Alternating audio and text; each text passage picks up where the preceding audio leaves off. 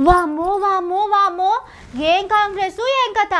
కాంగ్రెస్ వస్తే రౌడీ రాజ్యం వస్తుంది అనుకుర్రు. ప్రిపేర్ కాలేదని పిట్ట కథలు చెప్పేటోళ్ళంతా మంత్రులు అవుతారు. ఆ టెంక గూండాయిజం వస్తుంది అనుకుర్రు అన్నట్టే అవుతుంది కదా. ఖుషిరానుల్లా సూర్యాపేట దిక్కు ఏం నడుస్తుందో ఇగో ఈ ఎస్సీ సార్ ఉన్నాడు కదా, ఈయన కథ తెలిసే మొన్న వచ్చిన ఎస్సీ కమిషన్ పెద్ద సారు పొట్టు అరుచుకుండు. ఈ రోజులలో అయిపోతాయి స్పీకర్. సార్ ఎఫ్ఎస్ఎల్ రిపోర్ట్ రాగానే మీరేం చేస్తున్నారు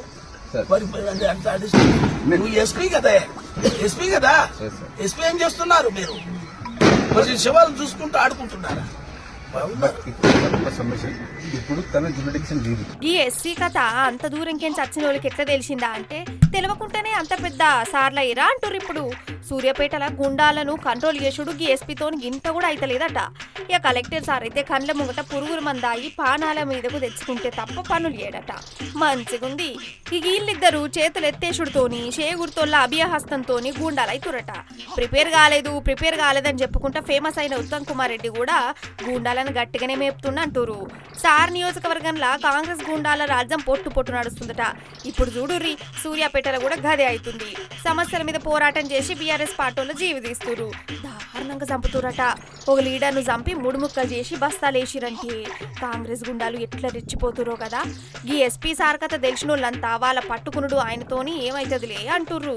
కానీ తేడా వస్తే మాత్రం ఊకునేదే లేదంటుర్రు బీఆర్ఎస్ లీడర్లు.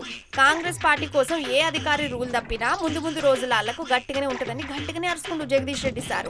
ఇటువంటి క్రిమినల్ కేసులు 10 ఏళ్ల తర్వాతనైనా మళ్ళీ రీఓపెన్ చేసి బాధ్యులైన అందరి మీద కూడా కేసులు పెట్టి జైలులో పంపిన సందర్భాలు ఉన్నాయి. పోలీస్ అధికారుల మీద కూడా పక్కన కూడా చూస్తా ఉన్నాం.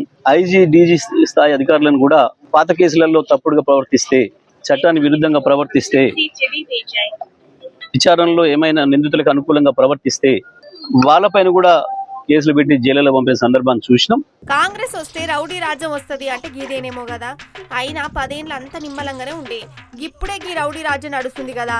రైతుల ధాన్యం కొనుడు శాతగాని పాటోళ్ళు రౌడీ రాజ్యం నడుపుట్ల బగ్గనే ఆరిదేరి నడవట్టే జనం.